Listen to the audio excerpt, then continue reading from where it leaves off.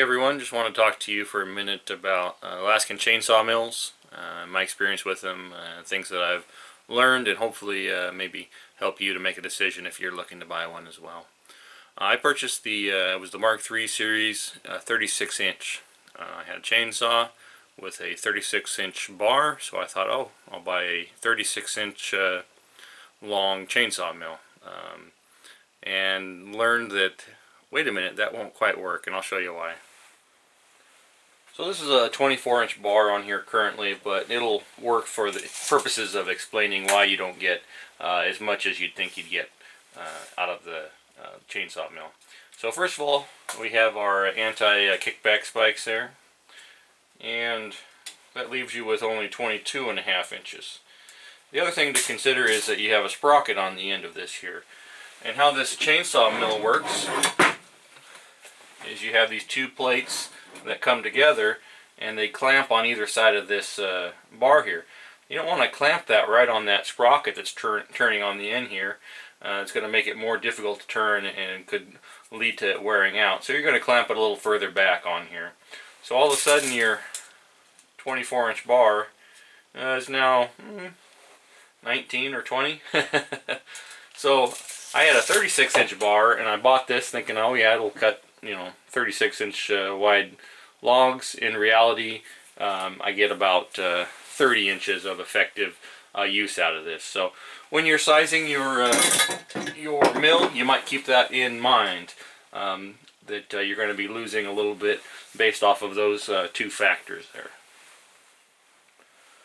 So now on to the mill itself. Basically how this works is you have these two rail posts, and you have a U-bolt clamp that goes around them, and you loosen those up and you slide both sides up to your designated thickness that you want to cut, and you're able to then slice off of the tree using that. So these are the end pieces here, and I'll unbolt these so you can kind of see how this goes together. You got a couple of bolts that go down through, and then this piece right here just slides up in there, and they're welded on nuts there, so the bolt goes in through there. And there's a plate like this on the bottom and a plate like that on the top that allow it to pinch the bar and still allow clearance for that chain to circulate through. Pretty neat design, very effective. The reason I went ahead and bought this particular brand of chainsaw mill, rather than trying to make my own or some of the other brands that were available, is I really like the slide rails on this. They have measurements on here, 3, 4, 5, 6, 7, it goes on up to 14, which are really easy for adjustments. You simply undo these bolts, and all the bolts on here, hey, fit that. Good job, Granberg. You simply undo your U-bolt that clamps around the back of that, slide it up to your desired measurement that you want, reclamp it, same on the other side, which makes it super simple for getting measurements quickly and easily. And that's the same scenario on the back side here. We got the two plates that clamp together on the bar, and then you have this nice guard here for the end of the chainsaw as it's turning, to keep people free from getting cut. So it's very well built. It's all out of aluminum, so it's actually pretty lightweight considering what you're doing with it. So the slide rails here, you undo these bolts right here, and this whole carriage slides to adjust for smaller saws, different length bars on it, which is nice. This is the 36. You'd probably need 40-inch plus a bar to get the full 36-inch cut, just given the design elements of it and the limitations of, like I said, the sprocket and your teeth on the chainsaw. So you probably need at least a 40-inch, maybe 42, to get your full 36-inch if you were trying to attain that with a saw and that sort of cutting capacity. Now there's a lot of bolts, there's a lot of various pieces to this thing, so when you get it,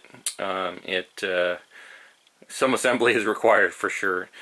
It's not not terribly difficult to put together, but it does take some time, and you've got a lot of different pieces to go together. Some of the stuff that came was incorrect. Like, for example, this was supposed to have this style nut, and they shipped me some of the wrong bits and pieces. It was supposed to have a rubber grip handle on it, which didn't come with it. But all in all, there was enough stuff there to make it work, and it has been a lot of fun using this chainsaw mill. It's very well built. And for the price of it, you know, for the hobby woodworker, or if someone's wanting to slab some boards, this is a fantastic way to go about that. If you need to do a ton of stuff, if you're building a cabin or building you know, some sort of structure, it would be definitely a little bit slow going to be able to mill that much timber up with a chainsaw. After a certain point, it would make more sense to get a bandsaw mill and to go that route. But for a woodworker looking to go out and mill up some of his own lumber, save some costs for woodworking projects, man, this is just absolutely perfect for milling up small projects and working in that sort of setting. This thing is a rock star. Highly recommend it. Great project starter. We use this to mill up a bunch of cedar for cedar strip kayaks. I had a cedar tree in the backyard, and we wanted to make some kayaks, so we put two and two together, and it's a project that we're currently working on, and it worked marvelously for that. How it works is you basically have to set up a rail system for your first cut, and that could be built out of 2x4s, 2x6s, something along those lines, just to get the first cut. And then after that, you just stick it right on the top of the log, and it rides along each slab. You know, it rides along the top of the slab with a cut above it. So it works very nicely in that regards. If you do get something messed up on your cut and you got a wow or something like that, it will follow that same cut and have the same mirrored cut below it. So it's important to get that first cut right, and if you do, then all the cuts underneath it are perfect. So you could use an old ladder. You could use all kinds of stuff to get that first cut in. Basically, you just get a flat surface leveled and then go to town. And this thing is a trooper, very well built, high quality. So good job, Granberg. You make a nice product. So the Granberg chainsaw mill, would I purchase it again? Absolutely. It's a very good, very high quality product. Has a ton of applications that it could be used to mill lumber for. Very nice fit and finish on it. It's a high quality product. One thing that I would have done differently, obviously, is I would have ordered a different size to fit that. I have a 36-inch bar. That's about as much as my MS 460 or 441 chainsaw will run. And I would have ordered the 30-inch mill, I guess, or gotten myself a longer bar. But I don't think my chainsaw would run something bigger, especially not when you're doing some milling. I just use a standard composition chain, and I haven't tried any of the ripping chains yet, and it struggles a little bit in some of the stuff that's basically wider than about 2 foot. It starts to bog down pretty good. So if you're going to be doing some big timber, cutting some big stuff up, you're going to need a big chainsaw, and it'll do you nicely. Getting back to the mill, though, it's a very good product, and they do a nice job with it. One thing that if I could do differently, I would have ordered the mini mill at the same time for doing the edges of your camps. Because you can slab off the top and then you can turn it and reset up, but the positioning of that first cut is what takes the time. So I'll probably be purchasing in the future the mini mill attachment, and that'll be for cutting down the edges of the board to get a nice cant to work off of. So we can slab off the top and then trim the sides, and so you've got you know, a semi-square piece to cut dimensional lumber off of.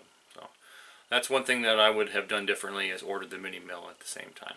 And the reason for that being, sure, you can slab off and leave live edges, but then you got to go back afterwards anyways with a skill saw or something like that and put a straight edge down it. So simpler just to do it all at once while you're doing the milling process.